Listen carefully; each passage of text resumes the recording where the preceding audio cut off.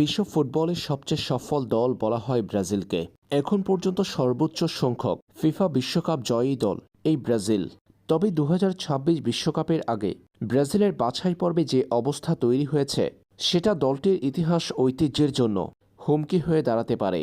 এখন পর্যন্ত প্রত্যেকটা বিশ্বকাপে অংশ নেওয়া একমাত্র দল ব্রাজিল, অথচ ২০২৬ বিশ্বকাপে অংশ নেওয়া নিয়ে এখন শঙ্কায় পড়ে গেছে সেলেসাওরা। দক্ষিণ আমেরিকা অঞ্চলে বিশ্বকাপ বাছাই পর্বে এখন পর্যন্ত ১২ ম্যাচ খেলেছে ব্রাজিল, যেখানে জয় কেবল ৫টা ম্যাচে। বাকি ৭ ম্যাচের মধ্যে ৩টাতে ড্র, ৪টাতে পরাজয়। পয়েন্ট টেবিলে ব্রাজিলের বর্তমান অবস্থান ৫ নম্বর পজিশনে। হাতে এখন ৬টা ম্যাচ বাকি আছে ব্রাজিলের।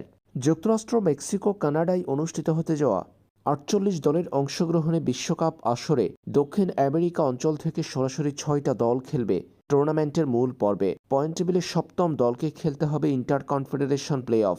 সেখান থেকে জিততে দক্ষিণ আমেরিকার ৭ দল যাবে বিশ্বকাপে। তাই বিশ্বকাপের মূল পর্বে যেতে হলে ব্রাজিলকে অবশ্যই টুর্নামেন্ট শেষ হওয়ার পর পয়েন্ট টেবিলে ৬ নম্বর পজিশনে থাকতে হবে। ব্রাজিলের হাতে বাকি থাকা ম্যাচগুলোতে জয় পরাজয়ের হিসাব পড়ে।